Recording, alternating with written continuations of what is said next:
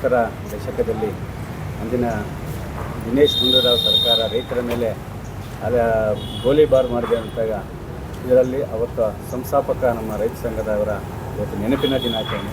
ಆ ನೆನಪಿನ ದಿನಾಚರಣೆಯೊಂದು ಇವತ್ತು ನಮ್ಮ ತಾಲೂಕು ಕಚೇರಿ ಮುಂದೆ ಸಾಂಕೇತಿಕವಾಗಿ ಅವರ ಒಂದು ದಿನಾಚರಣೆ ಆಚರಣೆ ಮಾಡುವ ಮುಖಾಂತರ ಏನು ಇವತ್ತು ಕೇಂದ್ರ ಇರ್ಬೋದು, ರಾಜ್ಯ ಸರ್ಕಾರ ಇರ್ಬೋದು, ಕೃಷಿ ಕ್ಷೇತ್ರವನ್ನು ಬಹುರಾಷ್ಟ್ರೀಯ ಕಂಪನಿಗಳ ಕೈಗೆ ಕಪಿಮುಷ್ಟಿಯಿಂದ ವಿಮುಕ್ತಿಗೊಳಿಸಬೇಕು. ಯಾಕಂದರೆ ಇವತ್ತು ಆ ಪೂರ್ವಜರ ಒಂದು ಕೃಷಿ ಉದ್ಯಮ ಬೇರೆ ಇತ್ತು. ಇವತ್ತು ಆಧುನಿಕವಾಗಿ ದಿನೇ ರಾಸಾಯನಿಕ ಗೊಬ್ಬರಗಳು ಮತ್ತು ಕೀಟನಾಶಕಗಳು ಉಪಯೋಗಿಸಿ ಇವತ್ತು ಸಂಪೂರ್ಣವಾಗಿ ಬರಡಾಗ್ತಾ ಇದೆ. ಅದರಿಂದ ಮುಖ್ಯವಾಗಿ ಕೋಲಾರ ಜಿಲ್ಲೆಯಲ್ಲಿ, ಯಾಕಂದರೆ ಇಡೀ ದೇಶಕ್ಕೆ ಚಿನ್ನ, ತರಕಾರಿ, ಹಾಲು ಕೊಟ್ಟಂಥ ಹೆಗ್ಗಳಿಕೆ ಪಡೆದಿರೋದು ನೀವು ಜಿಲ್ಲೆಯವರಾಗಿರೋದಕ್ಕೋಸ್ಕರ ನಮ್ಗೆ ಗೊತ್ತಿರೋ ವಿಚಾರನೇ. ಆದರೆ ಇವತ್ತು ಆ ಒಂದು ತರಕಾರಿ ಬೆಳೆಯುವಂತಹ ತರಕಾರಿಯಲ್ಲಿ ವಿಷಕಾರಿ ಅಂಶ ಇದೆ ಅಂತೇಳಿ ಇವತ್ತು ವಿಜ್ಞಾನಿಗಳು ವರದಿ ಕೊಟ್ಟಿದ್ದಾರೆ. ಅದು ಒಂದು ಆಘಾತಕಾರಿ ಸುದ್ದಿಯಾಗಿದೆ.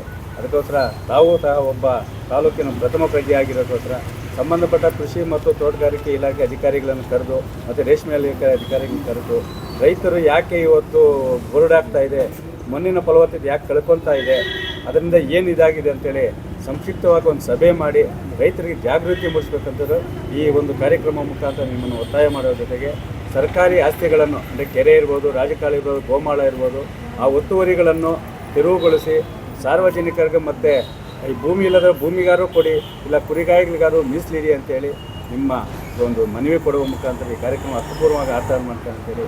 70ರ ದಶಕದಲ್ಲಿ ಅಂದಿನ ಗುಂಡೂರಾವ್ ಸರ್ಕಾರ ಏನು ತಾಲೂಕು ಕಚೇರಿ ಮುಂದೆ ರೈತರು ಶಾಂತಿಯುತವಾಗಿ ವಿವಿಧ ಬೇಡಿಕೆಗಳನ್ನು ಈಡೇರಿಸುವಂತೆ ಹೋರಾಟ ಮಾಡುತ್ತಿರುವ ಸಮಯದಲ್ಲಿ ಅಂದಿನ ಸರ್ಕಾರ ಗೋಲಿಬಾರು ಮಾಡುವ ಮುಖಾಂತರ ಇಡೀ ರೈತ ಸಂಘಕ್ಕೆ ಜೀವ ತುಂಬಿದಂತಹ ಮಹಾನ್ ನಾಯಕರಲ್ಲಿ ನಮ್ಮ ಎನ್ ಡಿ ಸುಂದರೇಶ್ ಅವರು ಒಬ್ಬರು ಸಹ.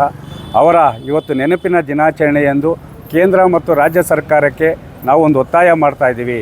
ತಾಲೂಕು ದಂಡಾಧಿಕಾರಿಗಳ ಮುಖಾಂತರ ಏನು ಇವತ್ತು ಬಹುರಾಷ್ಟ್ರೀಯ ಕಪಿಮುಷ್ಟಿಯಿಂದ ಕೃಷಿ ಕ್ಷೇತ್ರವನ್ನು ಉಳಿಸಬೇಕು. ಇಲ್ಲವಾದರೆ ಆಹಾರಕ್ಕಾಗಿ ರೈತರಿಂದಲೇ 3ನೇ ಮಹಾಯುದ್ಧ ಸಂಭವಿಸುವಂಥ ಕಾಲ ದೂರವಿಲ್ಲ. ಯಾಕಂದರೆ ಮೊದಲು ಕಾಲದಲ್ಲಿ 120-130 ವರ್ಷ ಬದುಕ್ತಾಯಿದ್ರು.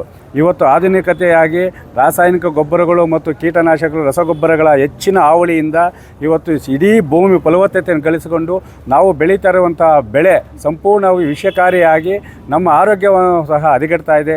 ಇದಕ್ಕೆ ನೇರ ಕಾರಣ ಅಂದರೆ ನಾವೇ. ಯಾಕಂದರೆ ಇವತ್ತು ಕಳೆ ಔಷಧಿ ಉಪಯೋಗಿಸ್ತಾ ಇದ್ದೀವಿ, ಮಣ್ಣಿನ ಫಲವತ್ತತೆಯನ್ನು ಹಾಳು ಮಾಡ್ತಾ ಇದ್ದೀವಿ. ಮಣ್ಣಿನ ಫಲವತ್ತತೆಯನ್ನು ಉಳಿಸಬೇಕಾದ್ರೆ ಕಳೆ ಔಷಧಿಯನ್ನು ನಿಷೇಧ ಮಾಡಬೇಕು. ಅದರ ಜೊತೆಗೆ ನಾವು ಗುಣಮಟ್ಟದ ಆಹಾರವನ್ನು ಉಪಯೋಗಿಸಿದರೆ ನಮ್ಮ ಆಯಸ್ಸು 25-30 ವರ್ಷಕ್ಕೆ ಬಂದುಬಿಟ್ಟಿದೆ. ಯಾಕಂದರೆ ಇವತ್ತು ನೋಡ್ತಾ ಇದ್ದೀವಿ, ಹುಟ್ಟಿದ ಮಕ್ಕಳಿಗೂ ಸಹ ಮಧುಮೇಹ ಬರ್ತಾ ಇದೆ, ಹಾರ್ಟ್ ಅಟ್ಯಾಕ್ ಆಗ್ತಾ ಇದೆ. ಇದಕ್ಕೆಲ್ಲ ಕಾರಣ ಹದಗೆಟ್ಟಿರುವಂಥ ಈ ಕೃಷಿ ಕ್ಷೇತ್ರದ ಮತ್ತು ರಾಸಾಯನಿಕ ಗೊಬ್ಬರಗಳೇ ಕಾರಣ. ಜೊತೆಗೆ ಮಾನ್ಯ ತಾಲೂಕು ದಂಡಾಧಿಕಾರಿಗಳನ್ನು ನಾವು ಒತ್ತಾಯ ಮಾಡ್ತಾ ಇದ್ದೀವಿ. ಸರ್ಕಾರಿ ಆಸ್ತಿಗಳಾದ ಕೆರೆ ಇರ್ಬೋದು, ರಾಜಕಾಲ ಇರ್ಬೋದು, ಗೋಮಾಳ ಇರ್ಬೋದು, ಅರಣ್ಯ ಇಲಾಖೆ ಇರ್ಬೋದು, ಅವುಗಳನ್ನು ಉಳಿಸುವ ಮುಖಾಂತರ ಪರಿಸರವನ್ನು ಉಳಿಸಬೇಕು. ಯಾಕಂದರೆ ಕೆರೆ ಇಲ್ಲದೆ ಅಂದರೆ ಯಾರು ಮಾಡೋದು? ಇವತ್ತು ಬೆಂಗಳೂರು ಭೂಗಳ್ಳರು ಬಂದು ಕೆರೆಗಳನ್ನು ಒತ್ತುವರಿ ಮಾಡಿಕೊಂಡು ಅವುಗಳ ನಕಲಿ ದಾಖಲೆ ಸೃಷ್ಟಿ ಮಾಡುವ ದೊಡ್ಡ ದಂಧೆಯ ಕಂದಾಯ ಮತ್ತು ಸರ್ವೆ ಇಲಾಖೆಯಲ್ಲಿ ಕೆಲಸ ನಿರ್ವಹಿಸಿದೆ. ಅವರ ವಿರುದ್ಧ ಕ್ರಮವನ್ನು ಕೈಗೊಳ್ಳಬೇಕು. ಸರ್ಕಾರಿ ಆಸ್ತಿಗಳನ್ನು ಉಳಿಸುವ ಜೊತೆಗೆ ಕುರುಬರಹಳ್ಳಿ ಸರ್ವೆ ನಂಬರ್ 36 ಮತ್ತು 37ರಲ್ಲಿ 2 ವರ್ಷಗಳ ಕಾಲ ಸತತವಾಗಿ ರೈತ ಸಂಘದಿಂದ ಹೋರಾಟ ಮಾಡಿ ಅಲ್ಲಿನ ಕುರಿಗಾಯಿಗಳು ಏನು ಇವತ್ತು 15 ಜನ ಜೈಲು ಕೂಡ ಹೋಗಿ ಬಂದಿದ್ದಾರೆ. ಅದನ್ನು ಕುರಿಗಾಯಿಗಳಿಗೆ 65 ಎಕರೆ ಮೀಸಲಿಟ್ಟಿದ್ದಾರೆ. ಅದನ್ನು ಯಾವುದೇ ಕಾಲಕ್ಕೂ ಕರ್ಕಾಸ್ ಕಮಿಟಿ ಮುಖಾಂತರ ಮಂಜೂರು ಮಾಡಬಾರ್ದಂತೇಳಿ ಒತ್ತಾಯ ಮಾಡುವ ಜೊತೆಗೆ ಸರ್ಕಾರಿ ಆಸ್ತಿಗಳನ್ನು ಉಳಿಸಬೇಕು ಮತ್ತು ಬಹುರಾಷ್ಟ್ರೀಯ ಕಂಪನಿಗಳಿಂದ ಕೃಷಿ ಇಲಾಖೆಯನ್ನು, ಕೃಷಿ ಕ್ಷೇತ್ರವನ್ನು ಉಳಿಸಬೇಕಂತೇಳಿ ಮಾನ್ಯ ತಹಸೀಲ್ದಾರ್ ಮುಖಾಂತರ ಸರ್ಕಾರಕ್ಕೆ ಒತ್ತಾಯ ಮಾಡ್ತಾರೆ. ಆಗಿನ ಮುಖ್ಯಮಂತ್ರಿಗಳಾದಂಥ ಗುಂಡೂರಾವ್ ಅವರು ಮುಖ್ಯಮಂತ್ರಿಯಾಗಿದ್ದಾಗ ರೈತರ ಮೇಲೆ ಗೋಲಿಬಾರ್ ಮಾಡಿದ್ರು. ಆಗ ರೈತರ ಪರ ನಾನಿದ್ದೀನಿ ಅಂತ ಸಿಂಹಸ್ವಪ್ನವಾಗಿ ಇದ್ದಂಥ ನಮ್ಮ ಸುಂದರೇಶ್ ಸಾಹೇಬ್ರವ್ರಿಗೆ ನೆನಪಿನ ದಿನ ಇವತ್ತು. ಈ ದಿನ ಅವ್ರನ್ನ ನೆನೆಸ್ಕೊತಾ ಇದ್ದೀವಿ ನಾವು ಅಂದರೆ ನಿಜವಾಗ್ಲೂ ನಾವು ಪೂರ್ವಜನದ ಪುಣ್ಯನೇ ಇದು. ಯಾಕಂದರೆ ರೈತರ ಬಗ್ಗೆ ಅತಿ ಕಮ್ಮಿ ಜನ ಮಾತಾಡೋದು. ರೈತರಿದ್ದಾರೆ, ರೈತರಿಂದ ನಾವು ಇದ್ದೀವಿ, ರೈತರಿಂದ ನಾವು ಬದುಕ್ತಾ ಇದ್ದೀವಿ ಅಂತ ತಿಳ್ಕೊಳ್ಳೋದು ಭಾರಿ ಕಮ್ಮಿ ಜನ ನಾಯಕರಲ್ಲಿ. ಕಾರಣ ಏನು ಅಂದರೆ ಈಗಿನ ಇರೋ ಅಧಿಕಾರಿಗಳಾಗಲಿ, ರಾಜಕಾರಣಿಗಳಾಗಲಿ, ಯಾರೇ ಆಗಲಿ ಬಂದವರೆಲ್ಲ ನಾವು ರೈತರ ಪರ ಅಂತಾರೆ ಹೊರತು ರೈತರ ಬಗ್ಗೆ ಮಾತಾಡಿರೋ ಅಂಥ ಚರಿತ್ರೆನೇ ಇಲ್ಲ. ಮಾತಾಡ್ತಾರೆ ಅಷ್ಟೇ. ಅವ್ರ ಬಗ್ಗೆ ಇದು ಕೊಟ್ಟಂಥವ್ರು ಯಾರೂ ಇಲ್ಲ.